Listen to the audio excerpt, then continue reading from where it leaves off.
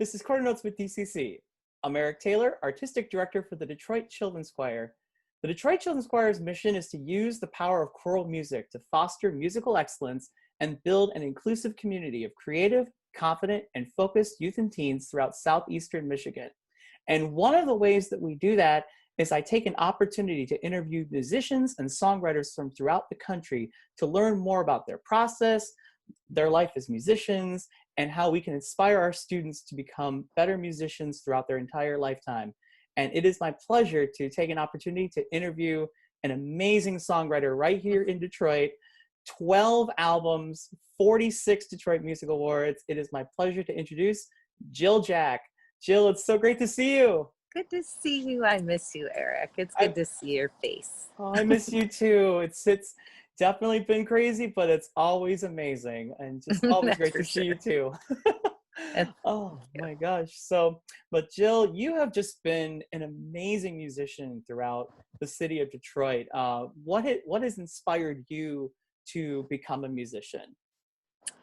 I think my whole life, music was an emotional thing for me. I would go to music for if I was happy or if I was sad. It just brought out or enhanced whatever I was feeling. And as a young child, I used to write poetry a lot, and I loved to read.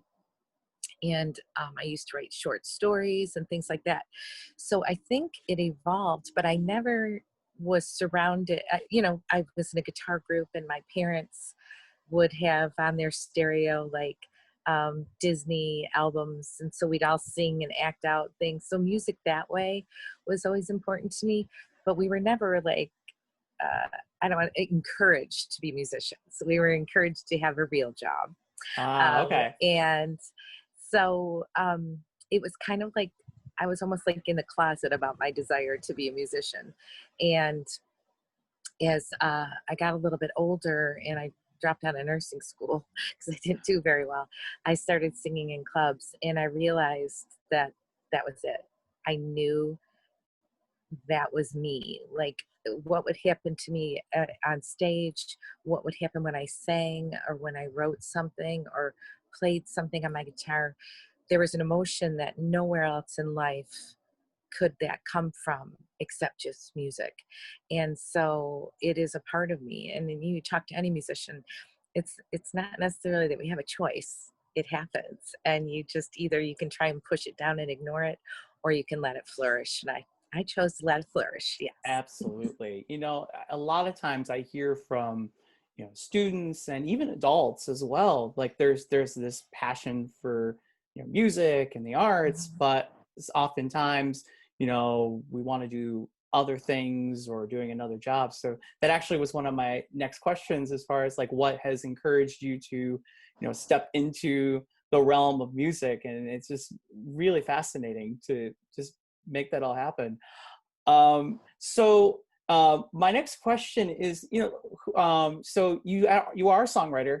Like, who are some of your role models as songwriters are concerned? Like, who inspires you? As a child, I used to listen to all kinds of music, and we had 5 kids in our family, so we only had one stereo, and so you were literally like exposed to, everything from the Who to, my oldest sister was the Who, my younger sister was Barry Manilow. You know what I mean? Nice. But somewhere in between that, what I found was I really bonded with the songwriters, like the James Taylors and the Carly Simons and the Carole Kings. And those people, I felt like their words, and as corny as it sounds, it's like, oh my God, you're speaking my life. Or even if they weren't, it was to the point that they could paint a picture in my brain enough. And I wanted to do that. Like, I didn't know, I think subliminally, I always thought I could do it, but I really didn't have the guts to do it till later in life, Right. Absolutely. So as a songwriter, how powerful do you believe, like the sung word, how powerful do you think lyrics are when it comes to writing music?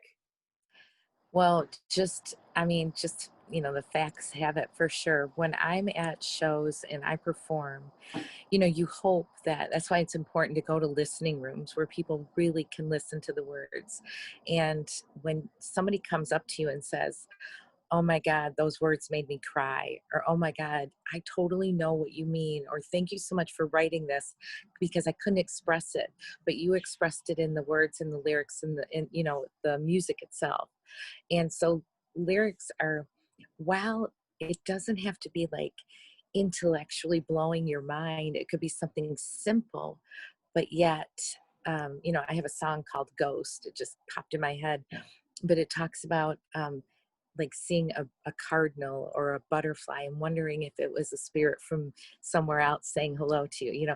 So those kind of things where you, like I Wow. said, butterfly on my shoulder, everyone's like, "Oh my God, I felt that way once, when my dad died," or something like that. So I think words are, we're just lucky to have them. And Absolutely. if you use them wisely, anything can happen. It's pretty magical. Absolutely. And I always say to the students of the Detroit Children's Choir, it's like you have a very unique opportunity being in a choir because unlike an instrument, and I love band and orchestra, but Mhm. there's rhetoric Yes. in that's really big in choral music. The words, the enunciation, the way you say things, the way you Yes. express them. And Hmm. it's definitely true when it comes to writing music for singing. It's fantastic. Yeah. What is your process for writing a song? Oh, I just laugh because sometimes I've been on these songwriting boards for, like a staff, and people will be like, "What's your process?" And some people will be like, "Well, I get up every morning and I have my favorite pen in my desk and this and that, and the other thing." That's never been my way. My way, really, it's a feeling. It's a feeling that I, it's, I can't totally explain it, but it's almost like a energy, and Yeah, my heart kind of races and I feel like something's coming. If somebody says something and it just like, there's like a bell that goes off in my head, it's like, write it down. And I may not get to it right then. I work better if I take a song from start to finish. Um, some people say they spend 5 years on a song. I'm like, no way. I mean, the good ones usually come out so fast that you can barely write them down. And then you can go back and tweak, is what I do. But I always tell up and coming songwriters, let the idea come out, let it flow. Don't interrupt it. Don't shame it. Don't double think it. Just let it flow. Then you can go back and tweak it and say, oh, you know what? This was really supposed to say this. I picked it up as something else. Um, and I just find that process works best for me. I have piles and piles of songs that I might have never gotten to because I didn't choose to finish it right then, or I got interrupted or something. But right. for the most part, I just recently wrote a song for a couple who've been married for 35 years. And this process was different because it wasn't something that just like ding.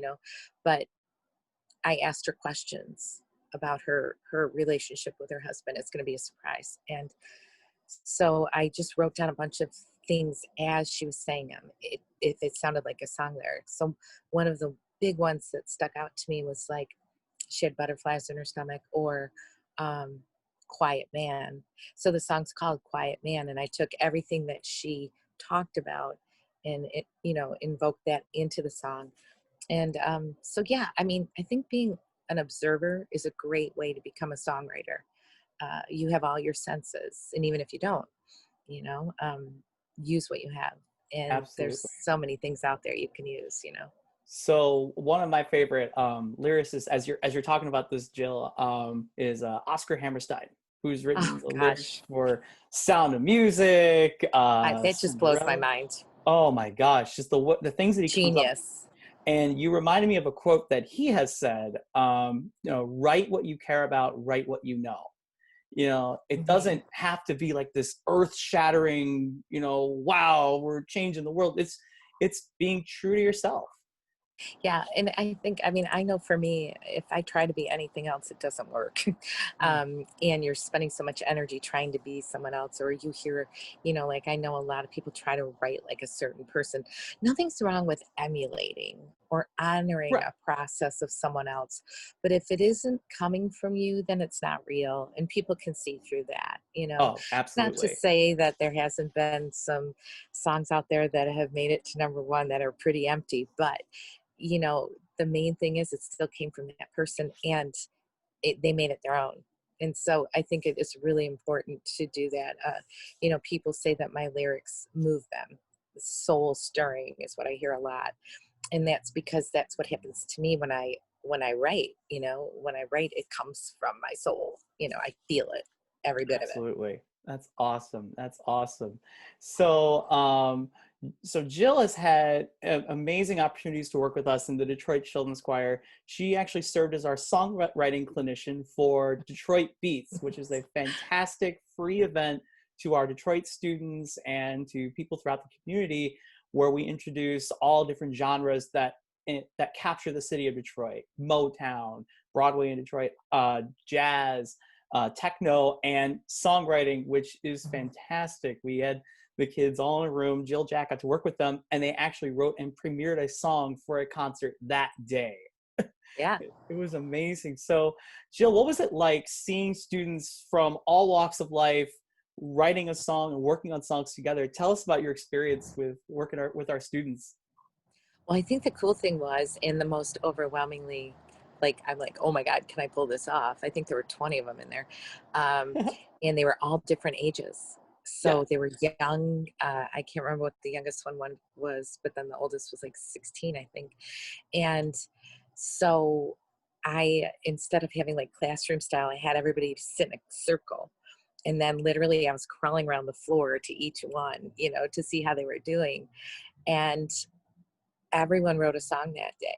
So they each had individual songs. And then on top of the individual song, then we wrote the group song.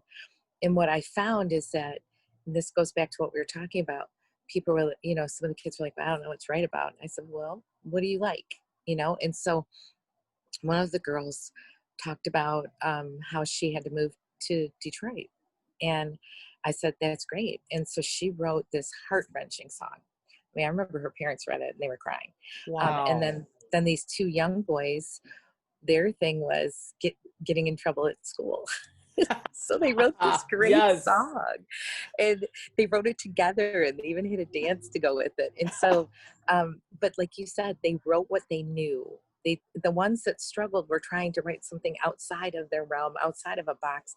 They were trying to think of what people might want to hear instead of just writing about something that makes sense to them, and it could be Yeah. anything, so, but boy, I was so impressed. And I don't even know how many hours that was, but I mean, to do that in that period of time and have 20 kids write 20 songs, I was just so excited for them. And it was overwhelming for me. I was just so proud and I loved it. I want to do it again. I mean, it was so huge. I mean, and I go around and see all the rooms, and I'm exploring, and I'm seeing the songwriting session going on. I'm just like, wow, wait, what? 20 songs? What's going on? This is Yeah, and they amazing. wanted to perform them. I'm like, well, that'll be a different show.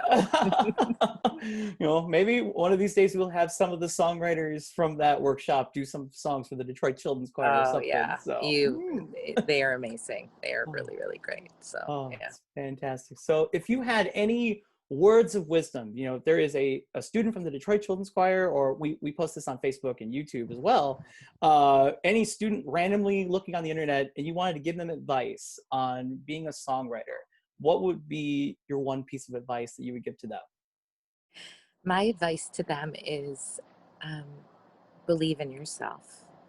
And even when it's hard and you think maybe it might not be a good song or something, the bottom line is songwriting is incredible therapy. It's it's a way to express yourself uh, that is so different than anything else, and it's unique. It is the only thing that you can do that no one else can do.